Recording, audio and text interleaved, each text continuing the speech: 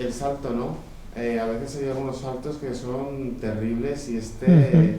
depende de muchas cosas, ¿no? ¿Cómo ha sido el proceso de rodar esta película? Porque es un tema que, joder, que a mí es un tema que da mucho a la sociedad y tal, pero que a veces, como, joder, debe importar un poquito más también. Vale. Bueno, nuestra peli El Salto tenía, digo, en el rodaje tenía varias cosas complicadas, difíciles, ¿no? Que era a lo que yo me enfrenté en el momento que acepté el proyecto. Obviamente, uno era el casting, tenía que ser un casting muy complicado, iba a ser un casting complicado porque la mayoría de los actores iban a ser actores negros. Después estaba el tema de todo, el recrear las localizaciones y recrear los espacios, y obviamente la gran escena de la película, que es el salto, ¿no? Entonces, el casting, por ejemplo, pues bueno, sabíamos que íbamos a tener dificultad. ¿Por qué? Porque no hay suficientemente actores negros en este país, porque los pobres míos, si no tienen trabajo, era difícil que se desarrollara, que haya una cantera amplia, pero aún así lo hay un montón de actores racializados muy buenos, estupendos, maravillosos, pero que tenían la dificultad que además tenían que hablar en francés, lo cual descartabas a otra parte importante. Si nos quedábamos con el sector de actores afrodescendientes o africanos o subsaharianos de la África negra que supiera hablar francés. Ahí cerrábamos más la cosa. Por eso era tan importante la coproducción con Francia, porque Francia aportaba a los dos personajes protagonistas, ¿vale? Y después, además de tener los actores, pues había que prepararlos bien, porque iban a saltar la valla, lo cual necesitábamos un entrenamiento especial para ellos, ¿no? Después la figuración también era importante, porque teníamos escenas muy importantes, como era el Monte Gurugú y como era la escena de la valla, lo cual también ahí había que hacer un trabajo muy, muy exquisito, muy de búsqueda. Y después de eso, prepararlos, porque no hay especialistas. Si no hay actores negros, tampoco hay especialistas negros. Para todas las escenas que hay de acción, de enfrentamiento, de pelea, las caídas, los golpes, más subirse la valla, había que preparar también a los figurantes como especialistas, ¿no? Entonces, todo eso era una parte compleja, ¿no? Pero bueno, los actores tenían una pasión por esta película, sabían lo importante que esta película, ellos eran conscientes también, como actores racializados,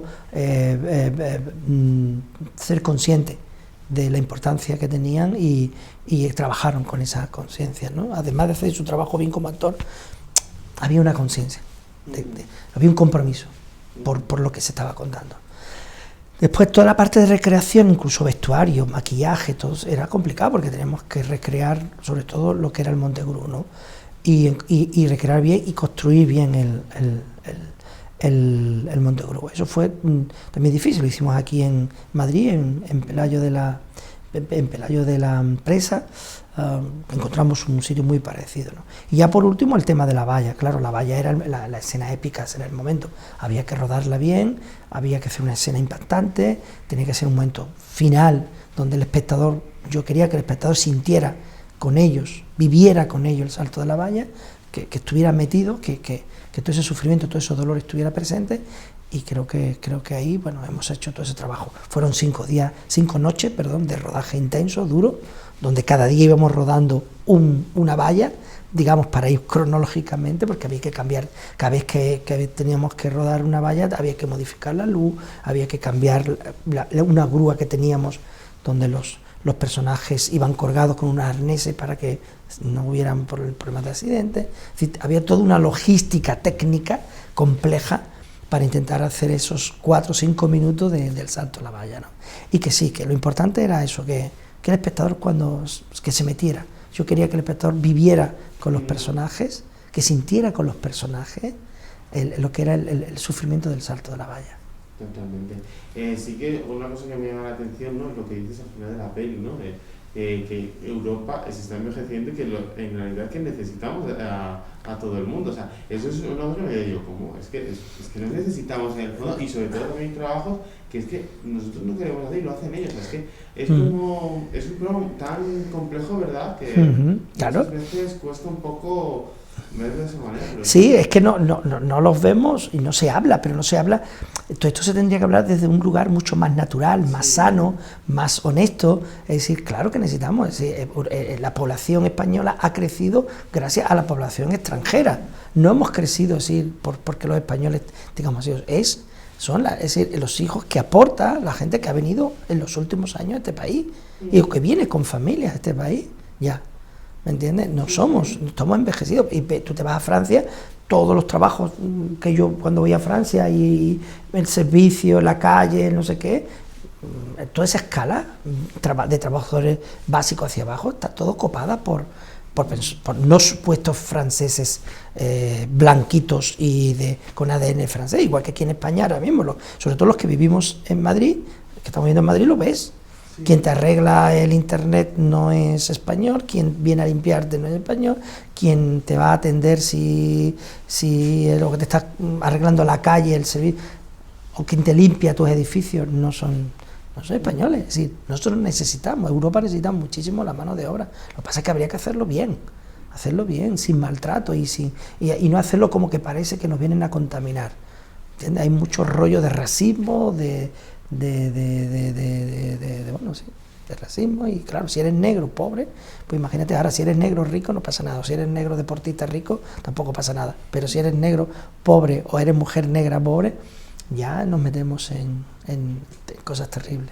Sí, depende del dinero, totalmente de acuerdo. Totalmente. Hombre, hace muchos años que lo vemos, hace muchos años, siempre.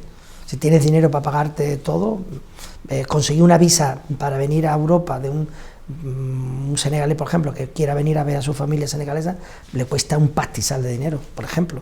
¿Por qué? Porque las cosas no están bien hechas, no están bien organizadas.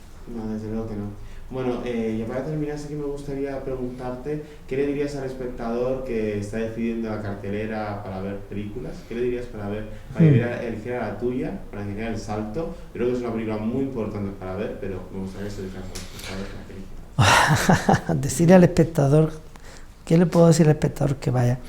Yo creo que el cine, el arte, la cultura nos permite tener una diversidad, nos ayuda a tener puntos de vista, a enriquecer nuestra manera de ver las cosas, de ver la vida.